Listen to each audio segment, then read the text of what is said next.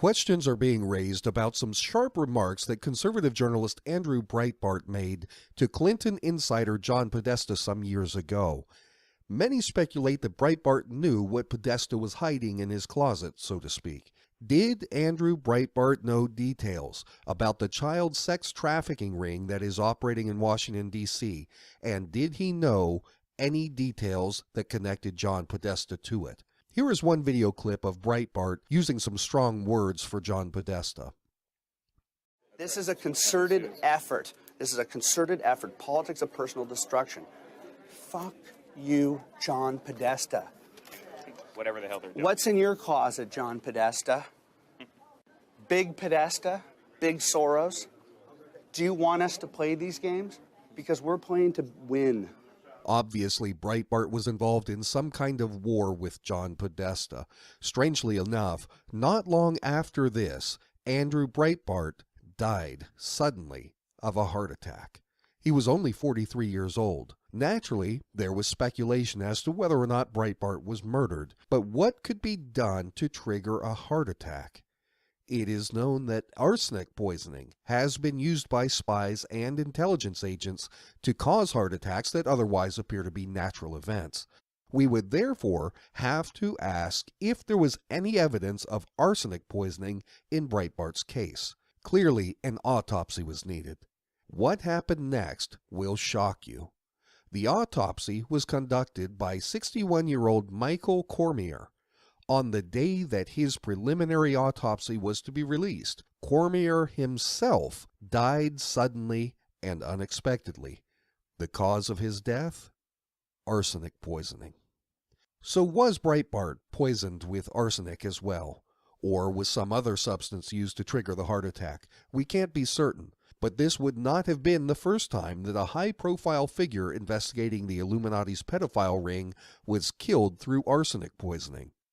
The scandal that people today refer to as Pizzagate is really just a footnote in a much larger sex trafficking conspiracy, one that I've been reporting on for a long time. Some of the greatest investigative work into the trafficking network was conducted by FBI Chief Ted Gunderson. As head of the FBI field offices in Memphis, Dallas, and Los Angeles, he busted open the illegal pedophile trafficking ring and worked with victims of the CIA's MKUltra program who had been imprisoned in the hellish child sex network operated by the Illuminati. He was an outspoken critic of the Illuminati and worked to expose their network, including the system they were operating inside Washington, D.C. Even after his retirement, Gunderson continued to investigate and attempt to expose the work of the New World Order. He was also vocal about his belief that elements within our own government coordinated the September 11th attacks, so it shouldn't necessarily come as a surprise that Gunderson was murdered. While we can only speculate that it was arsenic that led to a heart attack in Breitbart's case, we can say with certainty that it was arsenic that led to the development of bladder cancer in Gunderson's case, which is ultimately what killed him. He knew that it was arsenic that was causing the cancer, and he tried to negate its effects with his doctor's help. But Gunderson remained certain that one way or another, the Illuminati was going to kill him eventually through means that appeared to be natural causes. I reported on this about a year ago. Here's an excerpt from that report, along with a reference I made back then to the arsenic poisoning of Andrew Breitbart. Gunderson knew that he would be killed, and he asked for his family to have an autopsy done after his death to determine the true cause of his death. His family, friends, and even his personal doctor all testify that CIA operatives working for the Illuminati are most likely responsible for the ongoing arsenic poisoning that led to Gunderson's death. Shortly after death, within a matter of a couple of hours, he started to turn black, particularly in his face, his hands, and his feet.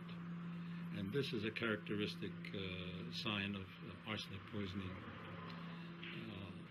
Was this due to his attack upon the American Illuminati?